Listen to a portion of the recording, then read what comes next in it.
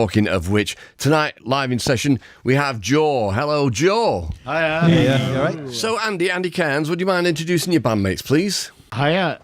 We have Wayne Adams on guitar and electronics and vocals. Hello. And production. And we have Aaron Ward on vocals and electronics and effects. Hiya. We have Adam Betts on drums and electronic effects. You're right. And we have Jason Stahl on bass guitar and vocals. Hello there. Fabulous. Okay, so we had a few back and forth with Jason about this. I hate calling things like this project. It's a band. But he told me, and I choose to believe him, that I was the first person to realise that Jaaw was Jason, Andy, Adam and Wayne. Yeah, that's why we got Aaron in, because there's an A in there as well. Yeah. I mean... No other reason. It's funny because Sting wanted to join, didn't he, at one point? Just didn't fit. Jaws. He will rue the day. Oh, his blooming parents. Okay, so you describe yourself as grayscale psychedelia, is that right? Mm-hmm. Okay, so psychedelia is normally probably because of drugs, but associated with bright colours and vivid, every colour of the rainbow kind of thing. So how come you decided to go something that is darker? Well, I mean, I just listened to Wayne Adams at Bear Bites Horse, the production on his records. We would go down there. He got the project together with Jason, and he said to me, look, I've got a couple of beats, a couple of riffs, and I would add these little skeletal guitar bits and some sketchy vocals.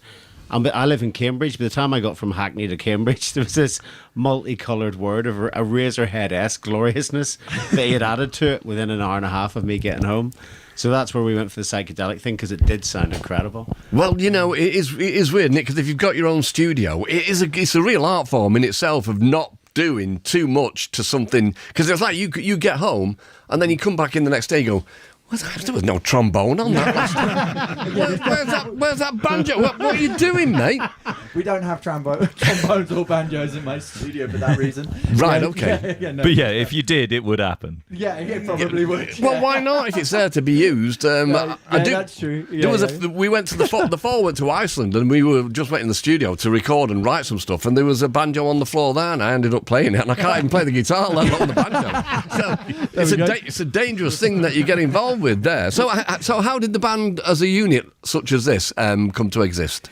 Well, Wayne and I had been having a discussion about therapy, and I'd said to Wayne that he should record therapy in a studio. The band were talking here, not... Yes, not psychological therapy.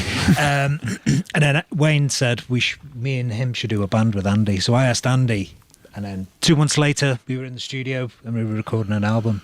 So just happened like that. Right, okay. Yeah, simple. I think Andy had done like an end of year list that had just got a lot of really cool underground bands that I'd worked with in London. And it was just that, hey, you know, like Andy seems to really have a good taste in kind of weird, interesting music. It would be fun to kind of take a bit of that therapy energy and, you know, love those kind of early therapy records and stuff like that and bring that into kind of our world. It is a kind of a collaborative age now, though, isn't it? I mean, we were talking earlier on, you mentioned you passed me an album, Jason, with Marc Lanigan on, and Marc was one of the most collaborative guys in the world, wasn't he? But a lot more people are doing that now because, well, why not? You've got a band, you make a record, you tour it, then what? You know, all right, you've got to write a few more songs, but if you've got a load of mates and a studio, you know, I mean...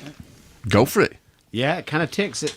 It's really, really interesting for the likes of me as well to take me somewhere out of that I haven't been used to for the last 25, 30 years, you know what I mean? It was great fun being with the guys, and I learned an awful lot from all of them as musicians as well. And another element to it, as you described, putting it together in the studio, and then that moment where you've taken it out and you've played it live, and we've heard, we'll hear more of you playing it live in a bit, and it sounds great. Were you always convinced that...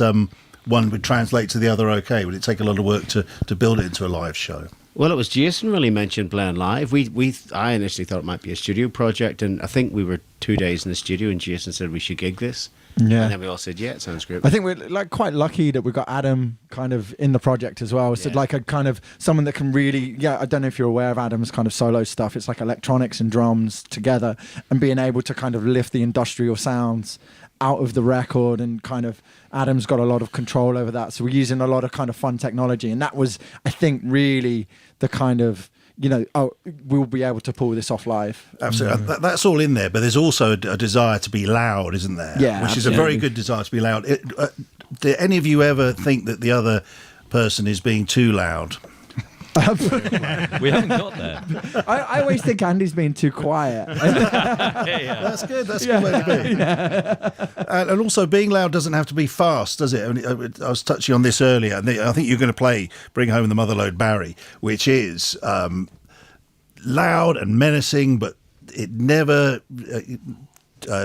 kicks into a high gear. It stays at a really exactly the pace as it needs to be. If you know Brooding. It's a good head nodder. Exactly so. Yeah.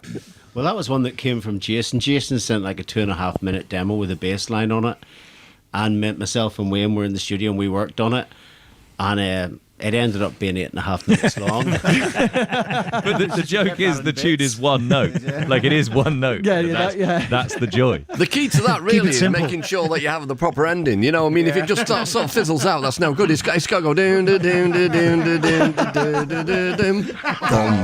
It didn't, did it? No. Not yet. Not Why? yet. Why on earth? Next time you're trying to finish a tune off, give me a call. Far too many notes. Far Right. too many notes. Now, Just the all one. right, under the Jaaw umbrella, right, there are some truly great band names here. So my favourites being Pet Brick, all right, and Big Lad, and Death Pedals, which is Wayne's outfits, and Sex Swing with Jason. And we've got 3 Trapped Tigers, Adam. Now, Andy, Therapy. I mean, a great band, so much history, but you've got to up your game. You know, if you're going to start getting some other bands, you need some funny names as well, mate. Yeah, well, I think we come up with one. I think the people from Lincolnshire that like line dancing, I think will go with that. Why not? Nobody else has had it yet, which in itself is a surprise. But yeah, I tell you what, the way the nature of radio is, I'll bet you somebody in the morning will have a band called exactly that. You've blown it. Get on Bandcamp right now. Come on. You've absolutely Lock that blown it. Right, okay. All right, we've had a good laugh and a good chat, and we need the music now, don't we? So what are you going to do, and in what order, please? We are going to do Bring Home the Motherlode Barry, followed by a song called Rot. Brilliant. Okay. Jaaw, live in session. Thank you. Thank you, Mark. Amazing. Thank you.